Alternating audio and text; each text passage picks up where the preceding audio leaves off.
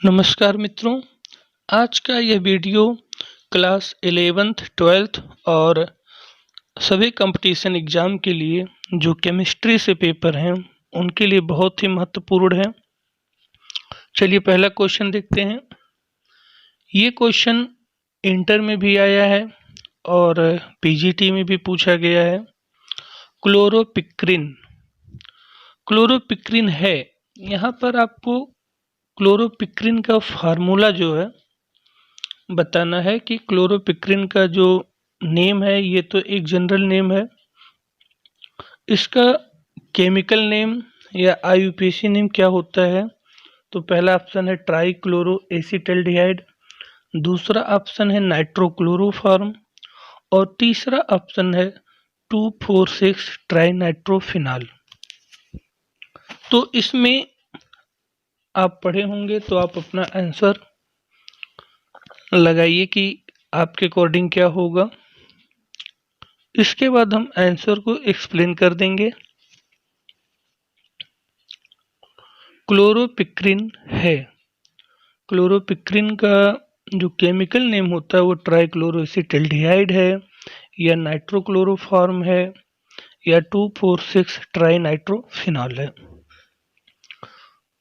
तो इसका जो सही ऑप्शन है, इसका सही ऑप्शन नाइट्रोक्लोरोफॉर्म होता है।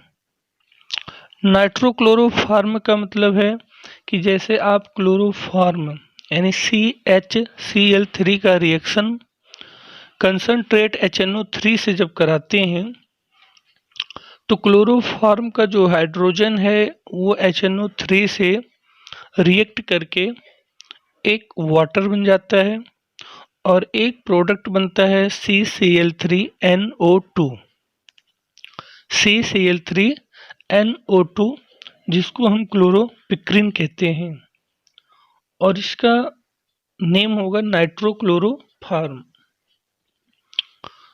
यह एक कीटनाशक होता है और कीटों को मारने में इसका यूज होता है। और जो पहला आपका ऑप्शन है ट्राईक्लोरो एसिटल्डिहाइड, ये क्लोरीटोन का फार्मूला होता है। ट्राईक्लोरो एसिटल्डिहाइड को क्लोरीटोन कहते हैं और नाइट्रोक्लोरोफॉर्म को क्लोरोपिक्रिन कहते हैं। और जो 2,4,6 ट्राई नाइट्रोफिनॉल है यह पिक्रिक एसिड होता है। तो यहाँ पर क्वेश्चन एक है लेकिन आपके टोटल 3 क्वेश्चन यहाँ से तैयार हो जाएंगे। क्लोरोपिक्रिन का फार्मूला नाइट्रोक्लोरोफॉर्म हो जाएगा और ट्राईक्लोरो एसिटल्डिहाइड को क्लोरीटोन कहते हैं और 2,4,6 ट्राई नाइट्रोफिनॉल को पिक्रिक एसिड कहते हैं। तो जब भी आप ऑर्गेनिक रिएक्शन को पढ़ें, केमिकल प्रॉपर्टीज को पढ़ें, तो उनके जो 2 नेम होते हैं, एक केमिकल नेम होता है, एक जनरल नेम होता है। दोनों नेम को हमें याद रखना पड़ेगा क्योंकि जो टीजीटी और पीजीटी का एग्ज़ाम होता है इसमें लगभग 50% क्वेश्चन बहुत मेमोरी बेस पे आते हैं, जिसमें रिएक्शन तो पूरा होता है लेकिन उसका केवल नेम पूछ लिया जाता है, इसलिए कन्फ्यूजन बना होता है। तो जब भी आप ऑर्गेनिक रिएक्शन को पढ़ें तो उसके दोनों नेम को क्लियर से समझ लें जिससे कि कभी कोई दिक्कत ना हो। दूसरा प्रश्न है CHCl3 यानी क्लोरोफॉर्म का रिएक्शन अगर हम Ag पाउडर के साथ कराते हैं तो गर्म करने पर क्या बनता है? जो इस वीडियो में सभी क्वेश्चन हैं वो सभी क्वेश्चन हेलो एल्केन और हेलो एरिन चैप्टर से ही हैं। तो इसलिए अगर आपको ये सब क्वेश्चन देखने हो तो ये सब आप 11th और 12th में जो चैप्टर है ये चैप्टर आपको 11th में हेलो एल्केन से भी थोड़ा मिल जाएगा, जिसमें एल्केन का प्रॉपर्टीज होता है। तो एल्केन का केमिकल प्रॉपर्टीज होता है, उसमें हेलो एल्केन बनता है। और मुख्य रूप से यह चैप्टर क्लास 12th में है, हैलो एल्केन। इसमें क्लोरोफॉर्म का रिएक्शन अगर हम पाउडर सिल्वर के साथ कराकर गर्म करते हैं तो प्रोडक्ट क्या बनेगा, एसिटिलीन बनेगा या सिल्वर एसीटेट बनेगा या मेथेनॉल बनेगा या CO2 और वाटर बनेगा। आप अपना आंसर जरूर टिक करिए। क्लोरोफॉर्म की क्रिया सिल्वर पाउडर के साथ कराने पर एसिटिलीन बनता है। इसमें क्लोरोफॉर्म के 2 मॉलिक्यूल लेते हैं और 6 Ag का रिएक्शन होता है, तो जो आपका प्रोडक्ट बनता है वह C2H2 बनता है और 6 AgCl बनता है। जो एसिटिलीन होता है HC triple bond CH, acetylene एक एल्काइन ग्रुप का सबसे छोटा मेंबर है और एल्काइन में sp हाइब्रिडाइजेशन होता है, एवरी कार्बन sp हाइब्रिडाइजेशन, और sp हाइब्रिडाइजेशन का स्ट्रक्चर जो होता है वह लीनियर होता है और इसमें बॉन्ड एंगल 180 डिग्री होता है। और एसिटिलीन में जो sp हाइब्रिडाइजेशन होता है, अगर इसमें sp करेक्टर देखा जाए तो वह sp करेक्टर आपका 50-50% होता है। sp करेक्टर क्या होता है इसके विषय में हमने एक वीडियो बनाई थी, जो मई जून के महीने में वीडियो पब्लिश किए थे हम। उस वीडियो को आप हमारे चैनल पे नीचे देख भी सकते हो, वीडियो आपको मिल जाएगा कि सभी sp करेक्टर कैसे हम निकालते हैं। तो इस प्रकार से हम लोग क्लोरोफॉर्म का रिएक्शन पाउडर सिल्वर के साथ कराते हैं तो एसिटिलीन गैस बनती है।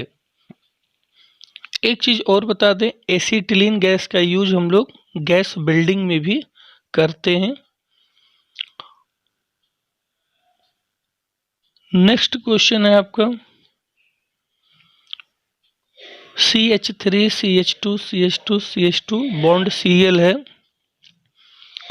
इसको हम 1-क्लोरोब्यूटेन बोलेंगे और 1-क्लोरोब्यूटेन की जो क्रिया है वह पोटेशियम हाइड्रोक्साइड एल्कोहलिक मीडियम के प्रेजेंट में करेंगे, तो प्रोडक्ट आपका क्या बनेगा।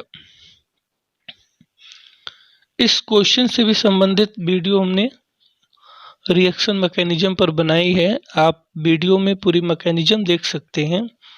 लेकिन यहाँ पर केवल हम प्रश्न की बात कर रहे हैं, केवल हम प्रश्न एक प्रैक्टिस सेट दे रहे हैं कि आप मतलब छोटे छोटे प्रैक्टिस सेट हैं, 8 क्वेश्चन के 10 क्वेश्चन के प्रैक्टिस सेट होंगे और उस क्वेश्चन के आंसर को हम एक्सप्लेन कर देंगे।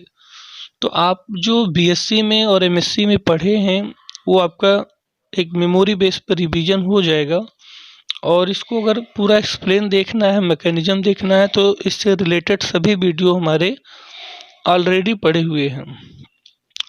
1-क्लोरोब्यूटेन की क्रिया अगर हम पोटेशियम एल्कोहलिक मीडियम में कराएंगे तो 2 कंडीशन होता, हम आपको बता दें। जब भी हम एल्किल हैलाइड का रिएक्शन पोटेशियम एल्कोहलिक मीडियम में कराएंगे तो एलिमिनेशन रिएक्शन होता है और एल्कीन बनता है, और जब पोटेशियम हाइड्रोक्साइड एक्वस मीडियम में होगा तो वहाँ पर सब्स्टिट्यूशन रिएक्शन होता है और एल्कोहल बनता है।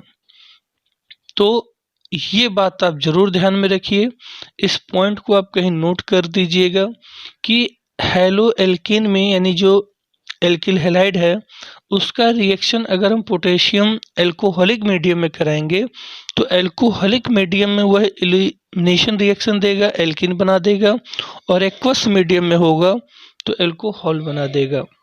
तो यहाँ पर जब एलिमिनेशन होगा, एलिमिनेशन का मतलब कि एक स्मॉल मॉलिक्यूल का एलिमिनेट होना, तो जब क्लोरोब्यूटेन में Cl ग्रुप निकलेगा तो अपने बगल के कार्बन जो बीटा कार्बन होता है, तो बीटा कार्बन से एक हाइड्रोजन लेकर रिमूव हो जाएगा और यहाँ पे जो प्रोडक्ट बनेगा वह 1 ब्यूटीन होगा।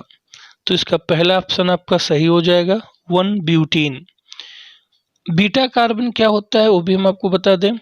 जिस कार्बन से क्लोरीन ऐड होता है, जिस कार्बन से क्लोरीन ऐड होता है, उस कार्बन के नियरेस्ट जो पहला कार्बन होता है वही आपका बीटा कार्बन होता है, और क्लोरीन जिस कार्बन से जुड़ा है वह अल्फा कार्बन होता है। तो जिस कार्बन से क्लोरीन जुड़ा है वह अल्फा कार्बन है, और उसके जो नियरेस्ट कार्बन है वो बीटा कार्बन है। तो बीटा कार्बन से जुड़े सभी हाइड्रोजन बीटा हाइड्रोजन होंगे, और बीटा हाइड्रोजन के निकलने से ही वहाँ पे एक डबल बॉन्ड क्रिएट होता है, इसलिए हम इसको बीटा एलिमिनेशन रिएक्शन भी कहते हैं। दूसरी बात, जो एलिमिनेशन रिएक्शन होता है वह सेट जैप के रूल के अकॉर्डिंग होता है।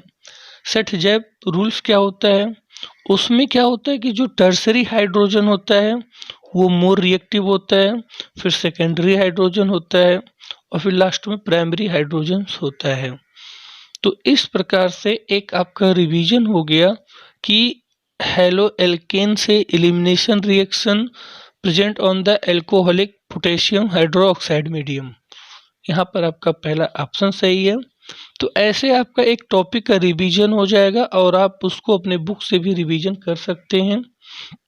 अगला क्वेश्चन है C2H5OH प्लस SOCl2, यानी एथिल अल्कोहल का जो रिएक्शन है वह थायोनिल क्लोराइड, SOCl2 को हम लोग थायोनिल क्लोराइड बोलते हैं, और यह पिरिडीन की प्रेजेंट में हो रहा है।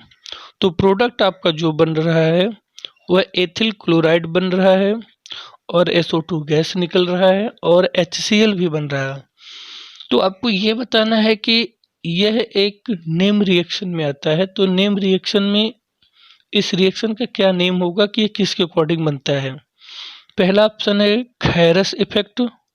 खैरस इफेक्ट को हाइड्रोजन परा ऑक्साइड भी इफेक्ट कहते हैं, और खैरस इफेक्ट में एंटी मार्कोनियम नियम भी देखने को मिलता है।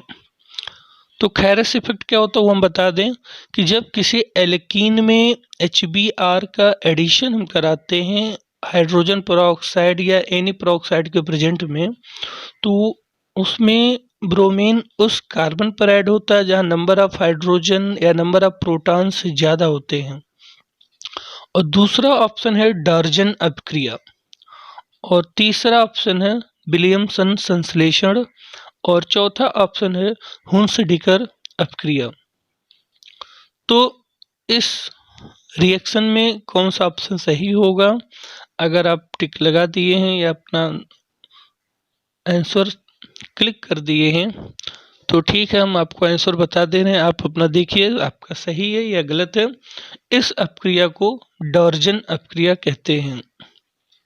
डॉर्जन अपक्रिया में एक चीज याद रखिएगा आप लोग कि एल्कोहल की क्रिया हम थायोनिल क्लोराइड से कराते हैं।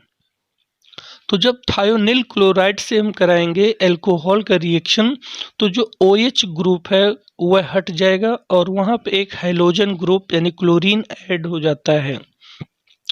इसमें तीसरा ऑप्शन है विलियमसन संश्लेषण।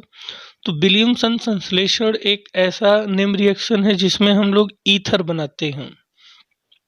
इसमें सोडियम एल्कोक्साइड लेते हैं और एक एल्किल हैलाइड लेते हैं।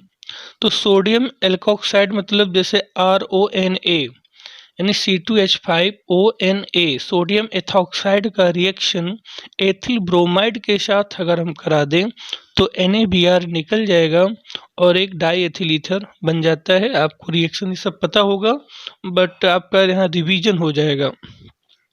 एक चौथा ऑप्शन है हुंसडिकर अपक्रिया। हुंसडिकर अपक्रिया में क्या होता है ये आप देख लीजिए। हुंसडिकर अपक्रिया में हम सिल्वर एसीटेट लेते हैं या सिल्वर बेंजोएट लेते हैं, यानी एसिटिक अम्ल या कार्बोक्सिलिक अम्ल का कोई भी मेंबर हो, और उसका रिएक्शन अगर हम AgCl के साथ करा दें तो हमको सिल्वर कार्बोक्सिलेट आयन बन जाता है। और जब सिल्वर कार्बोक्सिलेट आयन आपको मिल जाएगा और उसका रिएक्शन हम ब्रोमीन से करा देंगे CCl4 के प्रेजेंट में। ध्यान रखिएगा, हुम्स डिकर अपक्रिया में सिल्वर कार्बोक्सिलेट आयन का रिएक्शन ब्रोमीन के साथ CCl4 के प्रेजेंट में कराएंगे तो एक आपको ब्रोमो का एल्केन या ब्रोमो का बेंजीन मिल जाता है। तो हेलो एल्केन बनाते हैं, मोस्ट रूप से ब्रोमीन का प्रोडक्ट बनता है। और नेक्स्ट क्वेश्चन है, निम्न में से जैम हैलाइड क्या है? निम्न में से जैम हैलाइड क्या है? तो आपको रिवीजन के लिए हम बता दें कि जब किसी हाइड्रोकार्बन में दो हैलोजन ऐड हो जाते हैं, जब किसी हाइड्रोकार्बन में दो हैलोजन ऐड होते हैं, यानी जिसको हम डाई हैलाइड कहते हैं, ठीक है। तो डाई हैलाइड जब आ जाता है तो उसमें दो कंडीशन हो जाते हैं। पहला कंडीशन क्या होता है कि दोनों हैलोजन दो कार्बन पे हों, दो हैलोजन दो कार्बन पर हों और दोनों कार्बन आपस में ही जुड़े हों। यानी पास पास के दो कार्बन पर अगर दो हैलोजन है तो उसको हम विस डाइहैलाइड बोलते हैं, यानी विसिनल डाइहैलाइड बोलते हैं। इसको शॉर्टकट में हम लोग विस लिखते हैं और इसको पूरा नाम होता है विसिनल डाइहैलाइड। तो जैसे इसका एग्जाम्पल हो जाएगा 1,2 डाइक्लोरोइथेन, 1,2 डाइक्लोरोइथेन, यानी दोनों कार्बन नियरेस्ट हैं और दोनों पे हैलोजन जुड़े हैं तो उसको विसिनल डाइहैलाइड बोलते हैं। और एक ऑप्शन आपका यहाँ पे होता है जैम डाइहैलाइड। तो जैमिनल डाइहैलाइड में क्या होता है कि दोनों हैलोजन एक ही कार्बन से जुड़े होंगे। जब दो हैलोजन एक ही कार्बन से जुड़े हों तो उसको हम लोग जैम डाइहैलाइड बोलते हैं या जैमिनल डाइहैलाइड बोलते हैं। तो इसका एग्जाम्पल हो जाता है जैसे 1,1 डाइक्लोरोइथेन या 1,1 डाइब्रोमोइथेन। तो आप इसमें देखिए कौन सा ऑप्शन जाएगा, तो इसमें आपका चौथा ऑप्शन हो जाएगा। चौथा ऑप्शन में देखिए दो ब्रोमीन है और दोनों ब्रोमीन एक ही कार्बन से जुड़े हैं। तो जब दो हैलोजन एक कार्बन से जुड़ेंगे तब हम उसको जैमिनल डाइहैलाइड बोलेंगे। और इसमें जो दूसरा ऑप्शन है ब्रोमीन, देखिए तो दो कार्बन से जुड़े हैं, दो कार्बन से दो ब्रोमीन हैं और दोनों कार्बन आपस में जुड़े हुए हैं। तो पहला ऑप्शन भी आपका विसिनल डाइहैलाइड में जाएगा, दूसरा भी विसिनल डाइहैलाइड में जाएगा और जो तीसरा ऑप्शन है वो भी विसिनल डाइहैलाइड में जाएगा। लेकिन जो चौथा ऑप्शन है उसमें दो ब्रोमीन एक ही कार्बन से जुड़ा है, उसको हम जैम हैलाइड बोलेंगे। तो इस क्वेश्चन का आंसर आपका हो जाएगा चौथा ऑप्शन। क्योंकि पेपर में अगर हम मान लो पढ़ के नहीं गए तो कंफ्यूजन हो जाता है। ऐसा नहीं कि जो स्टूडेंट टीजीटी पीजीटी की तैयारी कर रहे हैं उनको ये नहीं पता है, पता होता है, पढ़े होते हैं। इंटर के भी बच्चे हैं वो भी अपना सब पढ़े हैं। कंपटीशन एग्जाम में बस थोड़ा सा कहीं अगर कंफ्यूजन ये हो गया कि ये जैम में दोनों कार्बन अलग अलग हैं कि एक ही हैलोजन पर हैं, तो ये कंफ्यूजन होता है। तो इसलिए यहाँ पर आपका रिवीजन होना बहुत जरूरी हो जाता है। अगला प्रश्न है, आयोडोफॉर्म परीक्षण नहीं देता है। एक अल्कोहल का टेस्ट करना हो या एल्डिहाइड का टेस्ट करना हो या कीटोन का टेस्ट करना हो, तो इन सब का जो कंपाउंड होता है इनको हम लैब में टेस्ट से ही पहचानते हैं कि ये अल्कोहल है या एल्डिहाइड है या कीटोन है। तो जब आप तैयारी करिए तो तैयारी करते समय जो आपका बुक है जिसको आप रेफर कर रहे हैं, इंटरमीडिएट लेवल की जो बुक है उसमें अल्कोहल, एल्डिहाइड, कीटोन, कार्बोक्सिलिक से टेस्ट भी पीछे दिए जाते हैं। जो केमिकल प्रॉपर्टीज होता है, केमिकल प्रॉपर्टीज के बाद आप उसमें कुछ पीछे रिएक्शन होते हैं टेस्ट के, तो उस टेस्ट को भी आप टीजीटी पीजीटी लेवल के लिए बहुत अच्छे से तैयार रखिए। क्योंकि अभी जो हम अनसॉल्व्ड पेपर देखे हैं उस पेपर में कई ऐसे क्वेश्चन हैं जो आपके टेस्ट पर डिपेंड है, तो वहाँ से क्वेश्चन हमने कलेक्ट किया है। तो आयोडोफॉर्म परीक्षण नहीं देता है, तो इसमें चौथा ऑप्शन जो है बेंजोफिनोन। बेंजोफिनोन में क्या है कि कार्बोनिल ग्रुप होता है और दो बेंजीन जुड़े होते हैं। तो बेंजोफिनोन में कोई बीटा हाइड्रोजन नहीं होता है। तो बीटा हाइड्रोजन ना होने के कारण, सॉरी अल्फा हाइड्रोजन ना होने के कारण बेंजोफिनोन आयोडोफॉर्म टेस्ट नहीं देता है, और जिसमें बीटा हाइड्रोजन होता है वो सभी देते हैं। तो ये टेस्ट भी आप अपने बुक से ज़रूर रिमेंबर करिए, क्योंकि यहाँ से बहुत अच्छे क्वेश्चन आते हैं, और अगर रिवीजन नहीं है हमारा तो वो गलत भी हो जाते हैं। इसके बाद एक क्वेश्चन है आयोडोफॉर्म। आयोडोफॉर्म का जो सूत्र होता है वह CH3 होता है। तो CH3 को आयोडोफॉर्म कहते हैं, और इसका रिएक्शन अगर हम पोटेशियम हाइड्रोक्साइड के साथ हम आयोडोफॉर्म को गर्म कर दें तो क्या बनेगा। तो इसका जो है रिएक्शन होगा, हम बता दें, जब हम आयोडोफॉर्म का पोटेशियम हाइड्रोक्साइड के 3 मॉलिक्यूल के साथ रिएक्शन कराते हैं तो 3 पोटेशियम आयोडाइड हट जाएंगे और आपके 3 OH लग जाते हैं आयोडीन की जगह। इसके बाद एक वाटर हट जाता है, फिर एक फार्मिक एसिड बनता है।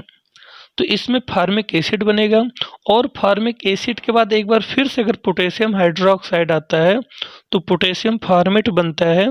तीसरा ऑप्शन इसका सही हो जाएगा। तो वीडियो आपको कैसा लगा जरूर लाइक करिए।